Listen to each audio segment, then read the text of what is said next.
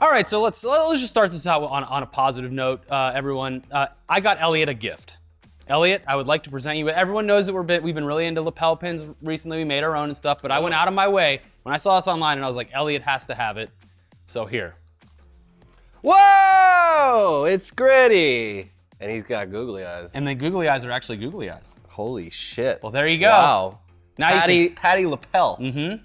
It's a play on words. Wow. Yeah. All right, well, anyways, folks, while he attaches that to himself, the honeymoon phase is over. And after doing what nearly every gamer has done time and time again by building up a gaming experience in all of our heads over the course of months or years of hype, it's time to point out some very clear problems with Red Dead Redemption 2. Now, you might think we're crazy to do such a thing because, after all, the game is one of the best reviewed games of all times, with some outlets like IGN giving it a perfect 10 out of 10 review, and with other outlets receiving death threats over daring to score the game a still respectable 7 out of 10. Yeah, really, just gamers are the worst, and we saw that. Red Dead Redemption 2 is a beautiful game, a triumph of game development, and also a clear example that no matter how perfect a game can seem in our minds and in reviews from major outlets, there will always be problems. So this will be a somewhat brief, spoiler-free discussion of the good and bad regarding Red Dead Redemption 2, and it's in no way an actual review of the game in a traditional sense, so let's just start with the good and get that stuff out of the way because everyone has already spoken about how great the game is and listed the many reasons why. And so every reason that every review we've seen about Red Dead 2 gives for why it's great is accurate. The game is goddamn beautiful, and it's pretty insane just how great it looks considering that it's a console exclusive for at least the immediate future. The immersion levels are almost unmatched, and you'll certainly find yourself stopping your horse at points throughout the game in order to just take in the scenery and admire the beauty of the landscape. The various animals, the friendly and not so friendly passersby, and the sound design that also helps bring the whole world to life. The only thing this game needs is smell-o-vision. You can do that on your own. Light some candles, some Old West, what do they probably have like deer pelt candles. Yeah, there's candle down at the old outdoors. The Dick's Sporting Goods probably has them. Yeah. But anyways, let's talk about some problems and some reasons why it's a bit ridiculous for people to say that this is a perfect game. And before I get started with my laundry list of complaints, I'll start by saying that I played over 20 hours of this game since it was released last week. I am enjoying my time in the game, and it's becoming a very compelling experience. It does get a bit better after a lot of frustrating issues that will no doubt frustrate players within the first 2 chapters. So it's not like I just played it for 45 minutes, said this sucks, and left it. Here we go. Okay, the controls, they're a nightmare. Ooh. At the start, in town, in camp, on your horse, on foot, anywhere. One of the biggest issues people, including me, have is with the basic controls of the game. It's hard to tell where to start, but I'll just dive right in. Controlling your movement is constantly an issue. The controls feel less than intuitive in this regard, and you'll constantly find yourself accidentally bumping into people or killing your horse by running headfirst into trees or other players. Yeah, so apparently another huge issue is the fact that all your interactions in the game are bound to one very important button. Whether that is greeting a stranger, getting a drink from a bartender, buying a train ticket, or taking aim at someone and brutally murdering them in front of a room full of shocked bystanders. No!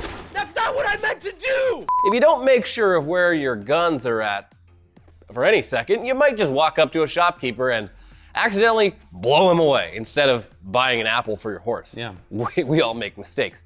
Or you might punch your horse in the face instead of feeding it that apple that you just tried to buy. Whoopsie daisy. Now, don't get us wrong. This problem and many other problems that you'll face in this game can easily be written off as just ultra immersive parts of the game. This is immersion. Immersion. If in the real 1890s I walked up to a bartender and it slipped my mind that I was still holding onto my revolver, I could accidentally shoot him instead of getting his attention for a beer. Everyone makes mistakes. The gun was in my hand still. Oh man, I should have holstered that bad boy. Nah. Now, I actually read a comment on a thread over the weekend where a player walked up to a bar and then set his controller down on the table to go get a drink in real life. He'd apparently forgotten that he didn't holster his weapon beforehand, so when he set his controller down, he accidentally shot someone, which, guys, that could totally happen back then. If you set your pistol down on the bar, it could go off. Yeah, they didn't have safeties on these things. Incredible immersion taking place here. Immersion. Now, okay, we'll say 2 more quick things on the controls. Yes, we get it. You're playing on a controller. It's extremely limited in the amount of buttons that can do things, and there are a lot of actions in this game that require you to know exactly what to do with the controller in a moment's notice. that can be frustrating. But again, you're playing on a controller. They have to cram all actions into a very limited amount of buttons. But the whole thing just feels kind of unintuitive. I constantly found myself doing almost the opposite of what I wanted to do when I was in a high stress or intense moment, which would probably actually happen to me in real life too. Whoa. Immersion. I would fuck everything up if given a life or death scenario. Yeah.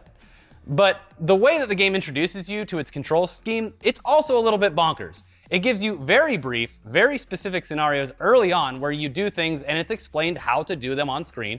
And then right after that, you'll go on a 60-minute fetch quest or then just ride your horse for 30 minutes, then get into a unskippable cutscene. And the next time that you even utilize the specific order of controls for whatever task you want to do, it could happen hours later. So it doesn't really beat it into your head. Not that we need it to be constantly beat it into your head, but like it's like, oh fuck, I don't remember how to pull up this thing. So you have to figure it out. It's difficult to remember because you essentially did it once, hours ago, or days ago in real life if you take breaks between playing sessions like a normal person. You should. I did. Now, the other issue is with the riding. There's, of course, a lot of it, and there should be, simply due to the nature of the game and the time period when it takes place. But unless you want to actually control the speed and direction of your horse for hours and hours as you trot from one part of the expansive map to the other, your only other option is to turn on cinematic mode, which essentially just rides your horse for you in the direction of your waypoint or mission as you watch the beautiful landscape pass you by. It's gorgeous, but don't get up to go to the bathroom or get a drink, because you could be sitting there watching the trees for 10 minutes straight, but as soon as you step away, you're either gonna run off course in the opposite direction for no discernible reason, run your horse headfirst into a covered wagon, or get robbed by one of the local gangs. Seriously, this seems to only happen when you want to take a quick break from the beauty of the game. It's like they're watching you. Yeah, it's a great Unplug show your of- Kinect. a great show of the game's AI. It's like, I think he walked away. Let's send him in the wrong direction. So when he gets back, he's another 30 minutes from where he needs to be. Or you'll be riding just fine and be like, all right, it's been about 5-10 minutes of just horse riding. I'm gonna go get a water. And you come back and you've been murdered by a local gang. It'll happen. It happens. Now, okay, to avoid getting into spoiler territory, we'll just talk briefly about one of the other issues found in the game that might, for some people, be its greatest triumph. Because, again, more of that sweet, sweet immersion, baby. The game's very definition is just immersion. Immersion. This game, it's not so much a video game in the traditional sense as it is a movie that you interact with. And of course, this is pretty consistent with other Rockstar releases. This one, however, just seems so ridiculously slow and boring at times that it's weird. It's just like the 1890s. It Immersion. gets slow and boring. Consider yourself immersed. Seriously though, this game has a lot more in common with something from Telltale's library, like the Walking Dead series, than if you just expected something like a yeehaw, shoot 'em up, OK Corral, pew pew, robbing stagecoaches and trains, giddy up, good time. The game, at points, essentially plays itself with you there at the controls just ready to press B or X every once in a while in order to progress the story in one direction or the other. It's the most on-rails open world game that I can remember in recent memory, but maybe that's only because so little happens in this one after the tutorial that you can actually realize just how on-rails it is a lot of the time. Do you want to be a dick to this person or be nice? Do you want to do this mission right now or maybe later? That's the extent of the options that you're typically presented with. Other than that, you are free to just mingle around town or at your camp, maybe go hunting or fishing once you unlock that stuff. But you're also forced to just slowly saunter past when you're in your camp specifically, because as everyone knows, running at camp is a fucking crime against humanity for some reason. Yeah. Why would he be running if he wasn't trying to stir up some trouble? What was that guy in a hurry for? Something must be going on. Oh, and hold on, did we say that you had a choice? Well, that's only sometimes, because if you accidentally walk past the wrong person on the way to your tent for a quick sleep and shave, you could be forcefully thrown into another 60-minute experience where you're delivering letters or some bullshit. Yeah, like, oh man, I'm gonna take a nap, and then I'm gonna go fishing all day tomorrow, and that's gonna be my day. And then the game lassos you. I don't think so, buddy. And then you walk past Dutch, and he's like, hey, Arthur, hold on there a second. Now, I know you were trying to go down and get a little bit of rest, but we got a stagecoach to rob, and I'm gonna need you for the next 45 minutes, and don't you walk away, because anything could happen. Okay, now, Elliot hated this when I explained it to him before, and it does pain me to say this next sentence because it exemplifies so much of what I hate when reading or hearing reviews that say it, but it is true for me personally, specifically with this game. It really starts picking up around 20 hours in. That's so absurd. I know. Fuck me, right? I just give it like 20 hours. Then it'll really start to pick up. I get it. I'm a piece of shit. Just get through it. Now here's why. At this point, I am so invested in it that I've actually fully embraced the immersion by this point, and that control problem, I've been forced to learn those horrible controls over hours and hours of experimentation and practice. So they're not a complete mystery to me anymore, despite the fact that I will still fuck up and accidentally kill a war vet instead of giving him change sometimes. Also, I unlocked fishing, which, again, the more you complete those missions, the more free time you will have to do things like fishing. And you can buy a boat for your camp. Oh.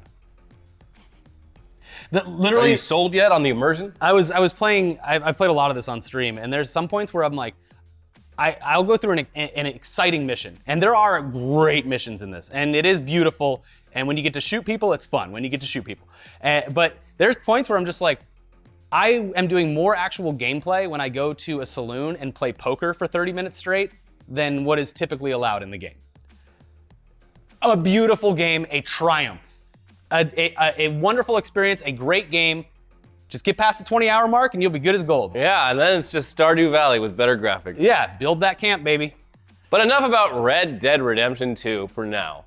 Our final word will be, it's a beautiful game that plays like one long epic movie. It has numerous shortcomings, but that should have been anticipated. Some people will love it for the same exact reasons that others will find it frustrating. Maybe it's not for you, maybe it is. Reviews, specifically for this title, will not be able to tell you if you'll like this game or not. It's such a mix of so many different types of games that there's certainly going to be parts that you love and parts that you hate. So try it or don't, we don't care. Nope. Let's talk about old games that are already classics when looked at through your rose-colored nostalgia gunner goggles, because the full list of games that will be included with the PS4 with the or PS, the PS regular. The tiny PS. Yeah.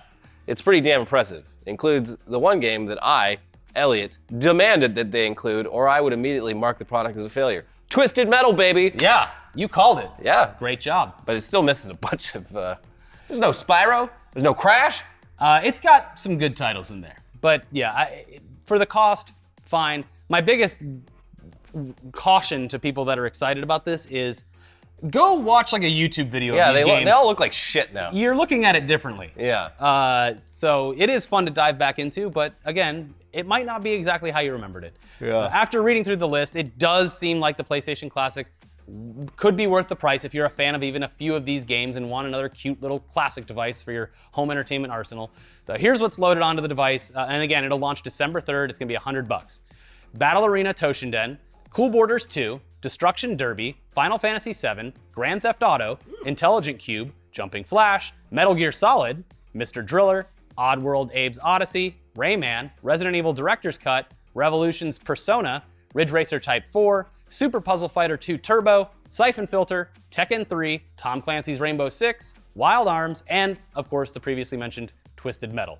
There's some good games on there. And some games that I have never heard of or played. Maybe this is my time. Battle Arena Toshinden, here I come. Super Mega Puzzle Fighter. So yeah, it's a pretty stacked list of some legit classics, and a lot of those we weren't sure if Sony could secure the licensing for. Maybe they got a like a forever license. What is that called? In perpetuity. In perpetuity license for distribution. So hey, bravo to them.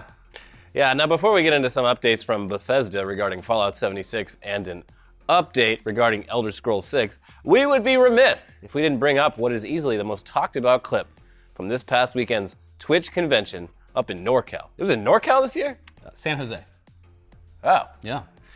Anyway, no, we're not talking about anything having to do with fucking Ninja or even some weird IRL streaming shit like that, the kind that was on display at last year's convention. This time, it was right there on stage during an official panel with invited partners answering fan questions.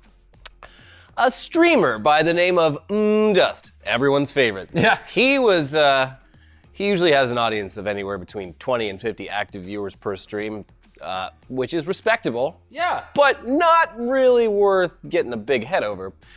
He straight up answered a question about fan interaction and enjoying streamers that you can relate to by saying that he's not into all that because he is better than you. Mm-hmm. The exact quote reads as follows. It's kind of like low-key God complex, but I don't think many of my viewers should relate themselves to me because I do think of myself as better than, not better, but like bigger. There's no good way to say this. I think of myself as above the average person, so I don't think many people could relate to me. Cool. Cool, bro. Yeah. It's hilarious mostly because of his relatively low active viewer count, but then again, who are we to judge? But maybe if he had just, fully leaned into it and actually played the heel, it would be different. It's mainly fucked because he realized what he was saying as he said it, and realized that he wasn't actually better than anyone as the words poured from his mouth. It was very weird in the motions that he went through in the sentence. Yeah. Because he almost kept stopping himself and then like creeped into it. At the like if he had just said it full on with confidence, it'd be like, all right, I get it. It's a bit. It's gonna sound real conceited when it comes out of my mouth. Nah, I'm just gonna say it. The quote was so jumbled by his inability to actually say what he meant that it couldn't even be played off as a joke afterwards. Like if he had got really cocky with it, be like, yeah, it's my stream persona. Yeah. It's it's Like like if Dr. Disrespect had said the exact same quote, people have been like, woo! yeah, would have been like, there he is, that's the doc. Yeah, it was just purely awkward and certainly odd, especially when you see images from people at the same convention who get tens of thousands of live viewers out mingling with fans, taking pictures and hanging out just like, I don't know, normal people who aren't narcissistic assholes for being a speedrunner. Yeah. He's a speedrunner for Resident Evil. That's cool. Yeah, Cool. very cool. Yeah, you're probably Get better that than PlayStation me. Classic. Anyways, what's going on with all that Fallout 76 and Elder Scrolls 6 news? Well, you're probably more interested in hearing anything about the new Elder Scrolls game first. So the big news from Bethesda and ZeniMax regarding that game is temper your fucking expectations. This shit is going to take forever and is not coming out anytime soon. So stop getting excited. Just stop it. Right now. Stop. Stop it. All right, that's not the actual quote, but in an interview between ZeniMax Online Studios game director Matt Furor and GameSpot recently, he hit a few notes that are similar, but put in a much nicer, more PR-friendly way. Here are the important bits regarding Elder Scrolls 6. There will be a different console generation by then. It's behind Bethesda's space RPG Starfield in the production timeline. And the easiest thing is look at how it was announced. You can go back and count the years between Bethesda Game Studios releases, and you'll get the idea that the Elder Scrolls 6 is not coming anytime soon. Yeah. Damn. Years. So calm down. Your kids are gonna love it. But again, if you're eager for something new from Bethesda right now, Fallout 76 goes into open beta on Tuesday for everyone else, even though Xbox didn't really get it a week in advance because it was 3 game sessions for mostly 2 hours each. Again, it's based on certain time frames, even when it's with PS4 and PC, which really fucked up my schedule this weekend because everything was listed in Eastern time and I completely forgot that and whoops, didn't get a chance to play it after the initial date. Yikes. My bad. So I don't know, maybe I'll get my hands on it again sometime this week or maybe not. Again, I think this game has a lot of potential if you can be in a full crew the entire time and roll with your crew and have a good time. It's mainly going to rely on how you interact with your friends, or if you have any at all. Because if you're interacting with your friends in a Fallout world, you're going to have fun simply because you're hanging out with your friends online. Here's the issue that I've already run into because I missed those 2 play sessions. My fiance's father, he played both of them, and now he's way further than me in the game. So I have to play catch up and he has to come back and help me through some stuff. And that's gonna be an issue if anyone has to take time off. And it's a bigger issue the older that you get because not everyone is gonna be able to go on and play at the exact same time all the time. So I feel like that's gonna be an issue that people run into. But again, when you're with everyone, I've had fun with it. Okay. And alongside all that beta stuff, and as we creep closer to the release date of Fallout 76, a new live-action trailer was released over the weekend that's a bit of fun, but gives off almost the opposite kind of vibe people are used to, considering this is part of the Fallout series. It looks like a party. Yeah, this says a lot, because that's almost entirely how this game in general is making people feel. But the other thing that was mentioned recently regarding this game is that there won't be a season pass, or paid DLC, or anything like that. And the only thing that users will actually be able to pay for in-game will be cosmetic items that have no effect on the gameplay. So if you want to look like a clown, that's fine. I'm not going to help you. Are there emotes? Oh, yeah, for sure. Yeah, they're not like that, though, yet. So, yeah, I mean... It's mostly, come over here, if like someone doesn't have a mic or something, or want to squat up. So that's good news if the game retains a strong enough player base to encourage the team to develop large-scale DLC for it like they have with Elder Scrolls Online. I don't think that's going to be a problem. I think that obviously online you get a very vocal amount of people that hate things and people who enjoy it just usually don't say anything and play the games. Yeah. I feel like, personally, Elder Scrolls I think has a vast audience. Fallout does have a huge audience. But again, they're mostly tied down to single-player games. Elder Scrolls Online was a good experiment for what this could be. Yeah. But I don't know if it will translate as well over going from like a medieval style hack and slash or magic casting thing into going into a American wasteland. It's anyone's guess. It's a very mysterious game in the fact of whether it will be a huge success or not. What is this? Yeah. Anyways, that's it for the gaming episode today. Sorry that we pissed everyone off throughout the entire episode. Immersion. It's about immersion. Were you immersed? Anyways, watch the newest episode of Weekly Weird News and the newest episode of News Dump. Check both of those out because Canada has a pot-smoking mascot, and we should get a pin made of Tokaroo. Yeah. Hell yeah.